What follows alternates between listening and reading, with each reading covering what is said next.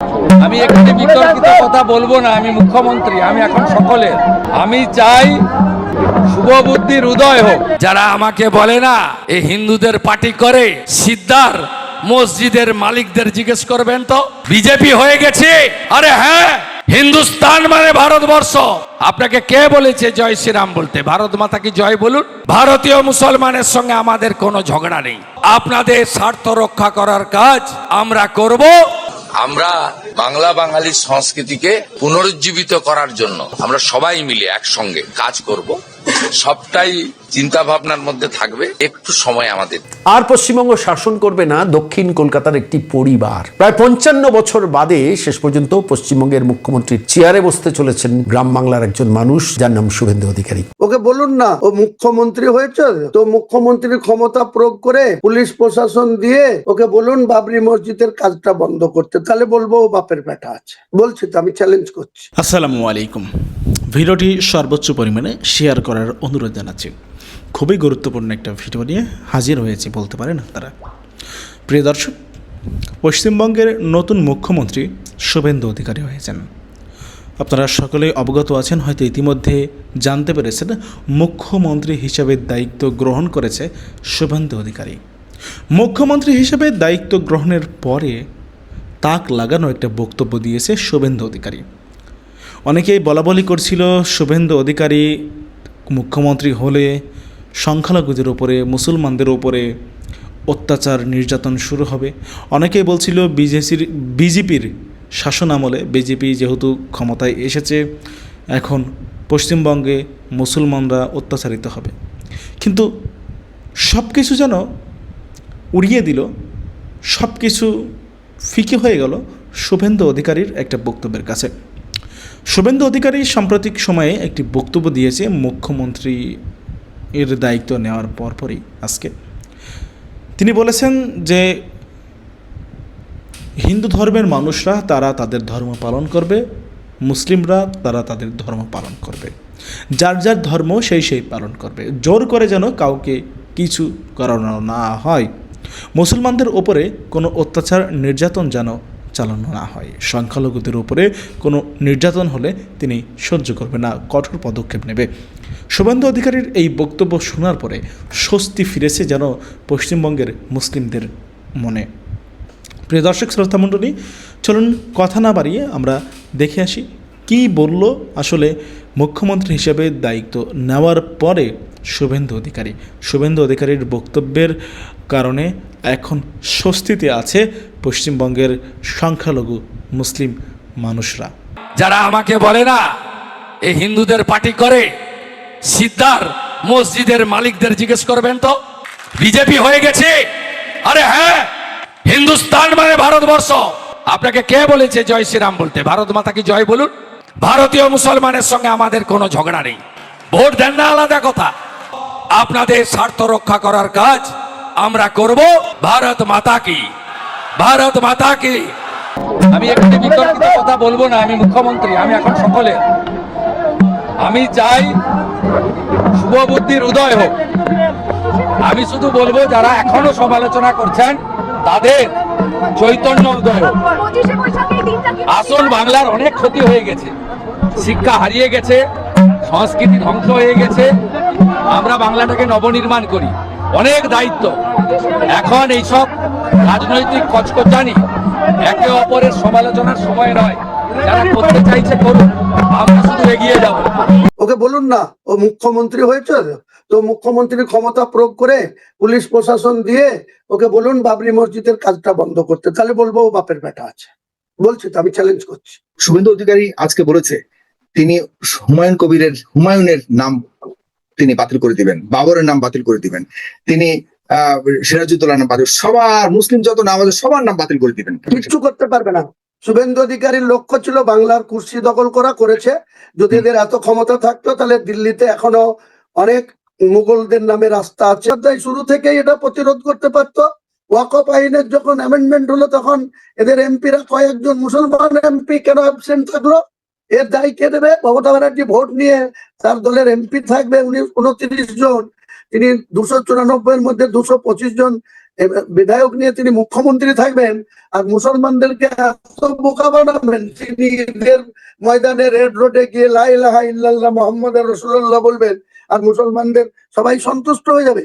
কিছু মুসলমান আছে যারা মমতা ব্যানার্জির কাছে থেকে মুসলমানদেরই কোনো অধিকার তারা আদায় করেনি, উল্টে মমতা যা বলেছে, একটা যদি পুকুরকে পাহাড় বলেছে তার সেটা পাহাড় এনেছে, আর যেটা পাহাড়কে একটা মমতা ব্যানার্জির কিরকম হিন্দু তুষণ দেখুন।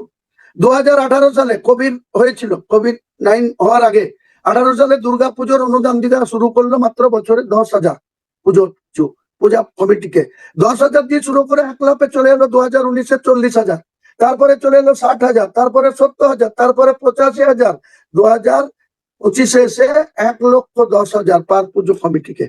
আর কোথায়? উড়িষ্যাতে জগন্নাথ মন্দির ছিল, সেখানে সরকারি টাকা ব্যয় করে কোনোদিন পারে না 100 বিঘি মূল্যবান জায়গা RSS এর ট্রাস্টকে তুলে দিয়ে 262 কোটি টাকা খরচ করে জগন্নাথ ধামের মন্দির করে দিল। আর মুসলমানদেরকে বলছে তোমরা আমাকে ভোট দাও, নাহলে বিজেপি চলে আসবে।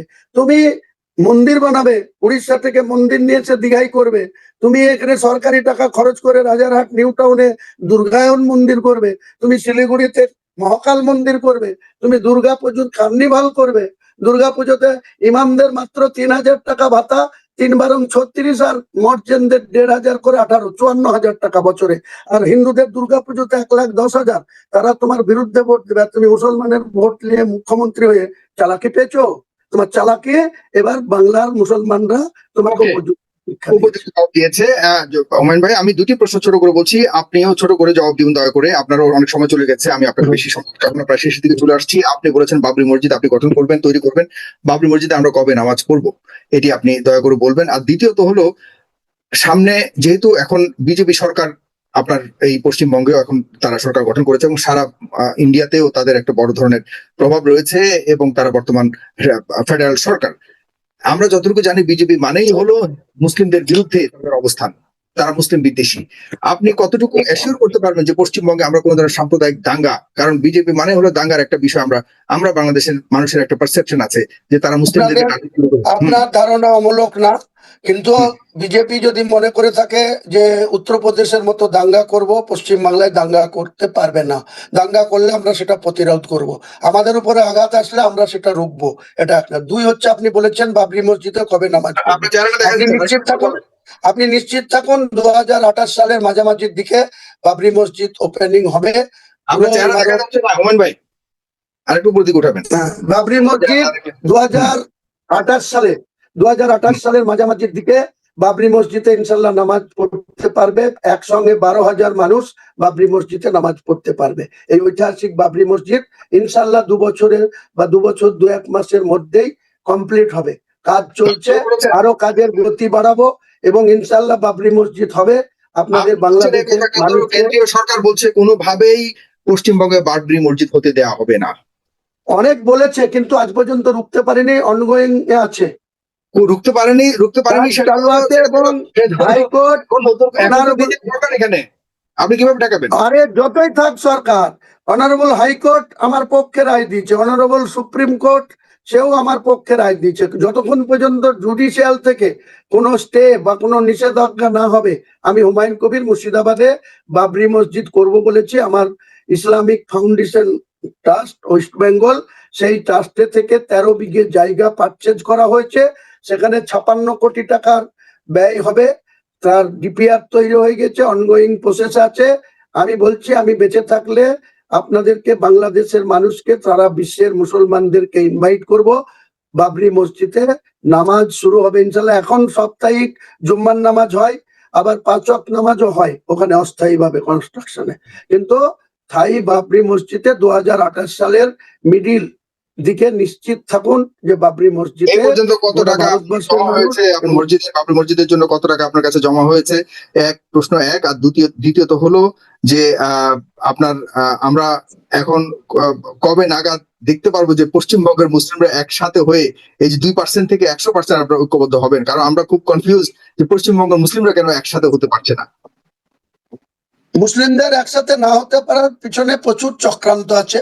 যারা এখানে অর্থশালী, প্রভাবশালী, যারা এখানে বেশি সবকিছুর ক্ষমতা ভোগ করে, তাদের মধ্যে একটা এমন বিভাজন শক্তি কাজ করে যারা মুসলিমদের ভেতরে ঢুকে তাদের অর্থনৈতিকভাবে দুর্বল করা এবং তাদের মধ্যে দ্বন্দ্ব লাগিয়ে রাখা, বিভাজন লাগিয়ে রাখা, এটা তারা আপনি চেহারা দেখা করে। যাচ্ছে না, এবং হুমায়ুন ভাই। সেই হ্যাঁ, আমাকে একটু ছাড়তে হবে, কয়েকটা ফোন ঢুকছে আমার, একটু স্যার 5 মিনিটস এবং আপনি লাস্ট প্রশ্ন এটাই, কারণ আপনি হুমায়ুন ভাই আপনি জানেন যে 18 কোটি মানুষ আপনাদের জন্য অনেক দোয়া এবং আপনাদেরকে অনেক কেয়ার করে, আপনি যদি ভালো থাকেন। লাস্ট প্রশ্ন এটাই যে শুভেন্দু অধিকারী আজকে বলেছে তিনি হুমায়ুনের নাম তিনি বাতিল করে দিবেন, বাবরের নাম বাতিল করে দিবেন, তিনি সিরাজউদ্দৌলার নাম বাতিল, সবার মুসলিম যত নাম আছে সবার নাম বাতিল করে দিবেন।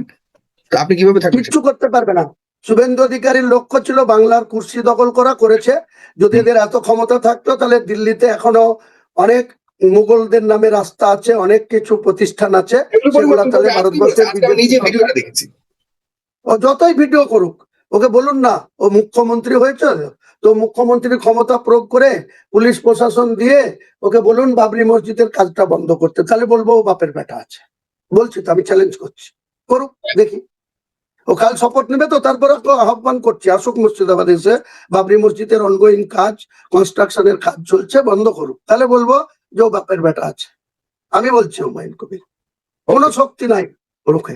নমস্কার। হুমায়ুন ভাই শুনতে পাচ্ছেন? প্রিয় দর্শক, আমাদের প্রিয় হুমায়ুন ভাই আজকে আমাকে অনেক সময় দিয়েছে। আমরা আজকে এখানে শেষ করছি। হুমায়ুন ভাইকে অনেক ধন্যবাদ। হুমায়ুন কবির বিধায়ক, তিনি 2টি আসন থেকে জয়লাভ করেছেন পশ্চিমবঙ্গে।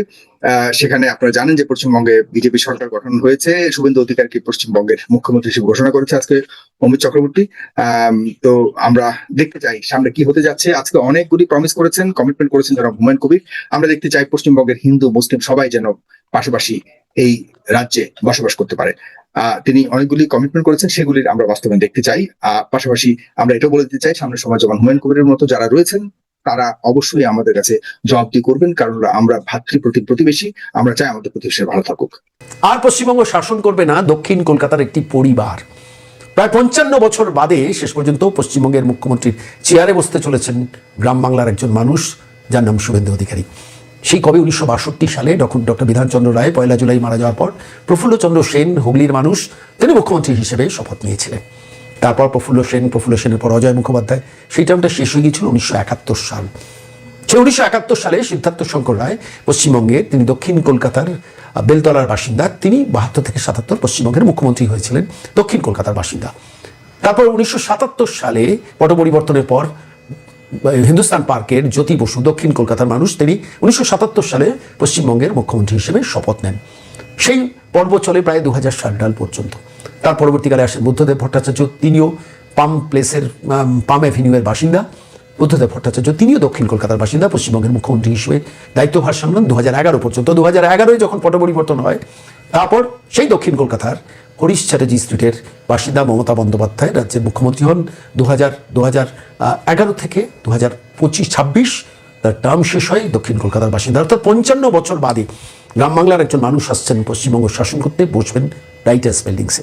আমি যখন এই ইতিহাস আপনাদের সামনে বলছি, সেই সময় আমার মনে পড়ে যাচ্ছে কাঁথি সেই মানুষটি, কাঁথি সেই যুবকটি, তরুণ যুবক 1995 সালে কাঁথি থেকে পৌরসভার একটি আসনে প্রতিদ্বন্দ্বিতা করে জয়ী হয়েছিলেন। তার আগে কলেজের ক্লাস রিপ্রেজেন্টেটিভ ইলেকশনে দাঁড়িয়েছেন, জিতেছেন। তারপর কাউন্সিলর 1995 সালে। 2006 সালে বিধানসভায় প্রতিদ্বন্দ্বিতা করেন কাঁথি থেকে এবং নির্বাচনে জয়ী হন। 2009 লোকসভা নির্বাচন, বিধানসভা ত্যাগ করে সরাসরি লোকসভা নির্বাচন 2009, এবং সেই 2009 নির্বাচনে শুভেন্দু অধিকারী নির্বাচিত হন তমলুক আসন থেকে। 2009, 2014 পরপর 2টি লোকসভা নির্বাচনে শুভেন্দু অধিকারী নির্বাচিত সাংসদ হিসেবে শপথ গ্রহণ করেন। তারপর 2016 আসলে বিধানসভা নির্বাচন, লোকসভা ছেড়ে সরাসরি বিধানসভায় প্রতিদ্বন্দ্বিতা করেন। 2016-তে আবার কাঁথি থেকে নির্বাচিত, সম্ভবত নন্দীগ্রাম থেকে নির্বাচিত হন, এবং সেই নির্বাচিত হওয়ার পর এ রাজ্যের 3টি মন্ত্রকের দায়িত্ব পান: জলসম্পদ দপ্তর, সেচ দপ্তর এবং পরিবহন দপ্তর। 2016 থেকে 2020 এই পথ পরিক্রমা, এবং 2020 সালের ডিসেম্বর মাসে, সম্ভবত 20 ডিসেম্বর, পশ্চিম মেদিনীপুরে তৃণমূল কংগ্রেসের সমস্ত পদ ছেড়ে দিয়ে, হলদিয়া ডেভেলপমেন্ট অথরিটি চেয়ারম্যান, পরিবহন দপ্তরের দায়িত্ব ছেড়ে দিয়ে, সেচ দপ্তর তার আগেই ছেড়ে দিয়েছিল, জলসম্পদ দপ্তর সেই দায়িত্ব ছেড়ে দিয়ে, একাধিক পদের দায়িত্ব ছেড়ে দিয়ে সরাসরি 2020 20 ডিসেম্বর শুভেন্দু অধিকারী বিজেপিতে জয়েন করেন 2020 20 ডিসেম্বর। 2021 মে মাসে নির্বাচিত হন নন্দীগ্রাম থেকে মমতা বন্দ্যোপাধ্যায়কে 1956 ভোটে হারিয়ে নন্দীগ্রাম থেকে বিধায়ক হিসেবে নির্বাচিত হন শুভেন্দু অধিকারী। বিজেপি ক্ষমতায় আসতে পারে না, পরিষদীয় বিরোধী দলনেতা হিসেবে শুভেন্দু অধিকারী তার কার্যক্রম শুরু করেন। 2021 থেকে 2026 5 বছর লাগাতার ননস্টপ গ্রাম বাংলা ঢুঁড়ে ফেলেছেন, এ প্রান্ত থেকে ও প্রান্ত, কখনো কুচবিহার, কখনো কাকদ্বীপ, কখনো নবদ্বীপ, কখনো পৌঁছে গেছেন হয়তো জলপাইগুড়ি। আনাচে কানাচে প্রত্যেকটি প্রান্ত দৌড়ে গেছেন।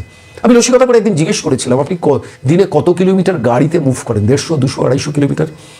হেসে বলেছিলেন 150, 200, 250 কিলোমিটার নয়, এক একদিন 600, 650 কিলোমিটারও গাড়িতে ট্রাভেল করতে হয়। সেই মানুষটি, যে মানুষটি আজকে শপথ নিচ্ছেন ওই ব্রিগেড প্যারেড গ্রাউন্ডে পশ্চিমবঙ্গের নব মুখ্যমন্ত্রী হিসেবে, দীর্ঘ সফর, দীর্ঘ লড়াই, ক্লান্তিহীন লড়াই, চোখে চোখ রেখে মমতা বন্দ্যোপাধ্যায়কে বিধানসভায় কিভাবে নাস্তানুবাদ করেছে সেই ইতিহাস আপনারা জানেন।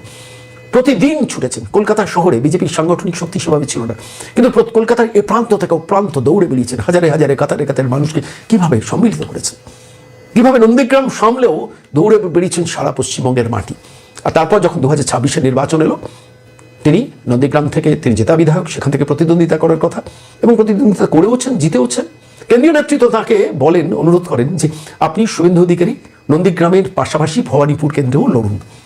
যে কোনো মানুষ, যে কোনো রাজনীতিবিদ একই সঙ্গে দুটো কঠিন কেন্দ্র, একটি নন্দীগ্রাম যেখানে প্রায় 30% পর মাইনরিটি ভোটার আছে, সেই লড়াই লড়ার পর ভবানীপুর যেখানে মমতা বন্দ্যোপাধ্যায়ের গড় শেষ উপনির্বাচনে সম্ভবত 56,000 ভোটে জিতেছিলেন, ভবানীপুরে তার সমস্ত কাউন্সিলর, সমস্ত বিধায়ক, দক্ষিণ কলকাতায় একাধিক মন্ত্রী, তার পরিবার, দীর্ঘ 5 দশকের রাজনৈতিক জীবন যে ভবানীপুর থেকে অলিতে গলিতে তৃণমূল গিজগিজ করছে, ঠিক সেইখানে দাঁড়িয়ে ভবানীপুর থেকে যখন দাঁড়ানোর অনুরোধ করলেন কেন্দ্রীয় নেতৃত্ব, শুভেন্দু অধিকারী উত্তর দিয়েছিলেন, আপনারা বললে আমি সেটাও করব। কিন্তু কিভাবে করবেন? একজন রাজনীতিবিদ প্রায় 150 কিলোমিটার দূরে নন্দীগ্রাম সামলাবেন, আবার এসে ভবানীপুরেও লড়বেন, দুটো ফেজে। 23 এপ্রিল ভবানীপুরে নন্দীগ্রামে নির্বাচন, আর 29 এপ্রিল নন্দীগ্রামে ভবানীপুরে নির্বাচন। পারবেন? কিভাবে পারবেন? অবাক বিস্ময়ে সারা পশ্চিমবঙ্গের বাঙালিরা তাকিয়েছিলেন।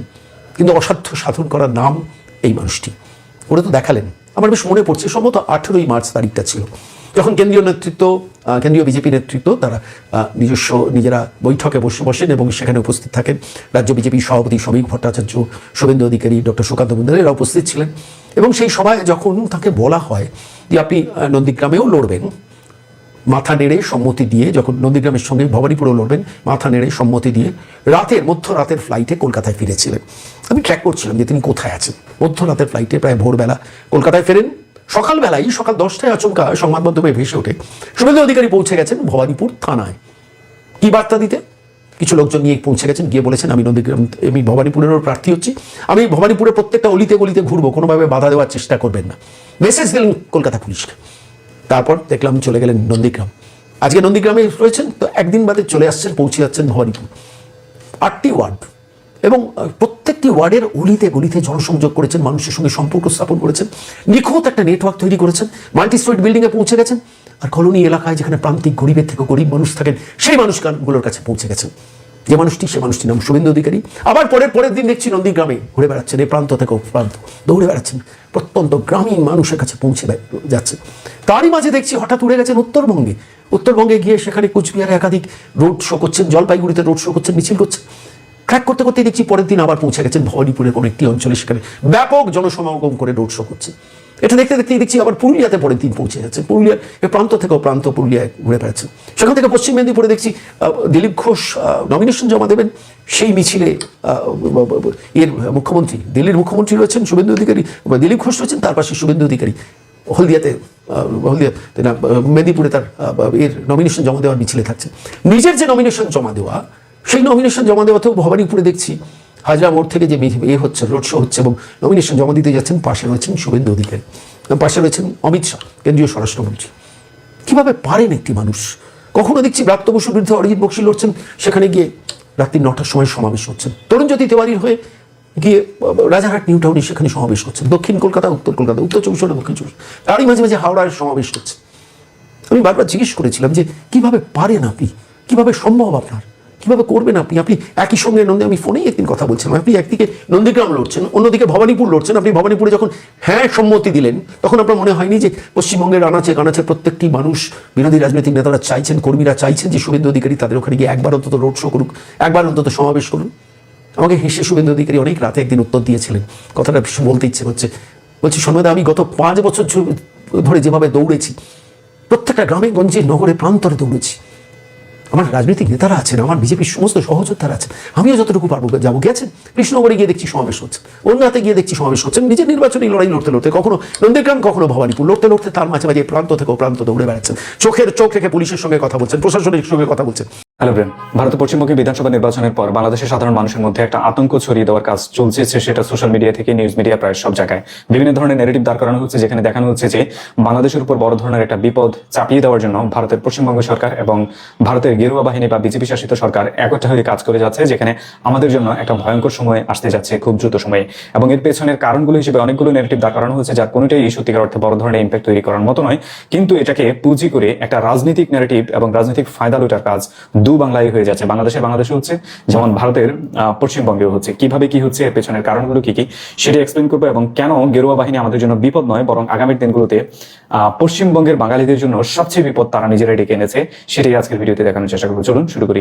এর মধ্যে প্রথমত হচ্ছে, পশ্চিমবঙ্গের বিধানসভা নির্বাচনের আগে ভারত সরকার বিশাল একটা মেকানিজম কায়েম করেছে। মূলত হচ্ছে বিজেপি সরকার, বিজেপি রাজনৈতিক দল হিসেবে সেই মেকানিজমকে এস্টাবলিশ করেছে, যেখানে প্রায় 34 লাখ ভোটারের ভোটিং রাইট কেড়ে নেওয়া হয়েছে। কিভাবে, সেটা SIR নামে তারা একটা মানে প্রজেক্ট ইমপ্লিমেন্ট করেছে, যেখানে মানে নাগরিকত্বের অজুহাতে সাধারণ মানুষকে ভোটিং রাইট থেকে বাতিল করা হয়েছে, এবং তাদেরকে বলা হয়েছে যে তারা ভারতের নাগরিকই নয়, তাদের ভোট দেওয়ার অধিকার নেই। এবং এভাবে নিতে নিতে ভোটিং রাইট কেড়ে নিতে একজন দুজন নয়, প্রায় 34 লাখ মানুষের ভোটিং রাইট কেড়ে নেওয়া হয়েছে।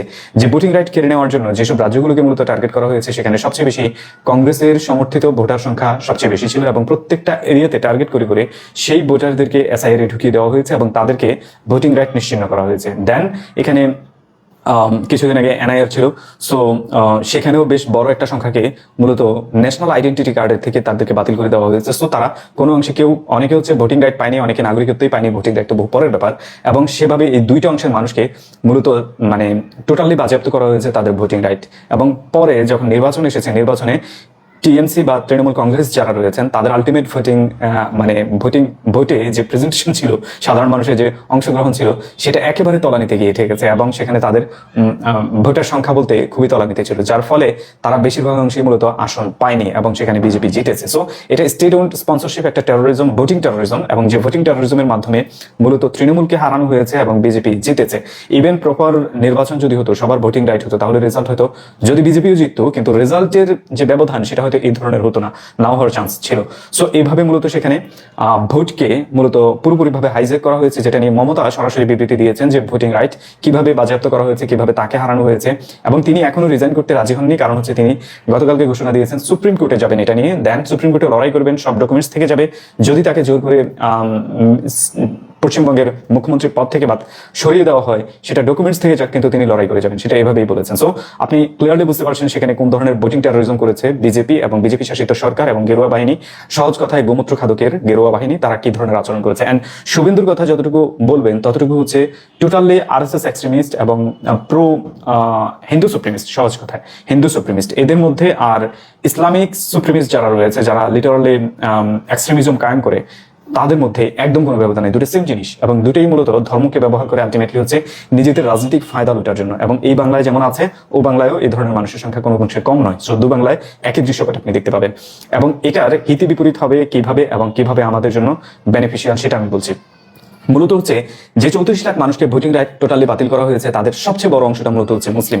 তার সাথে সাথে অন্যান্য সংখ্যাগরিষ্ঠ মানুষও রয়েছে, যেমন হচ্ছে ভারতের সবচেয়ে নিগৃহীত মানে গোষ্ঠী যেটা, সেটা হচ্ছে দলিতরা রয়েছে এখানে, তারপর খ্রিস্টানরা রয়েছে, এবং অন্যান্য ভোটিং মাইনরিটিস যারা রয়েছেন তারা সবাই রয়েছে, এবং সবাইকে ভোটিং রাইট থেকে বাতিল করা হয়েছে। শুধুমাত্র বেঁচে রয়েছে হিন্দু সুপ্রিমিস্ট এবং হিন্দু এক্সট্রিমিস্ট যারা রয়েছে, তাদেরকে ভোটিং রাইটটা দেওয়া হয়েছে।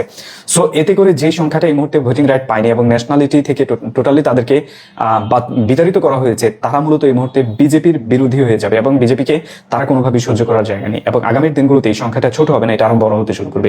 এবং যে মানুষগুলো তাদের টোটাল ন্যাশনাল রাইট থেকে বাতিল হয়ে গেছে, বা তাদেরকে বিট্রে করা হলো অ্যাজ এ নেশন হিসেবে, অ্যাজ এ কান্ট্রি হিসেবে, তারা মূলত টুডে অর টুমোরো ধীরে ধীরে প্রতিরোধ গড়ে তুলবে। এই প্রতিরোধ গড়ে তোলার কারণে সেখানে তাদের সংখ্যাটা বাড়তে শুরু করবে এবং এটার রাজনৈতিক ফায়দা লুটবে প্রতিপক্ষরা। আপনি কংগ্রেসকে ধরতে পারেন, টিএমসি ধরতে পারেন, অথবা হচ্ছে এনডিএ ধরতে পারেন। এই ধরনের আরো অনেকগুলো গ্রুপ রয়েছে ভারতে।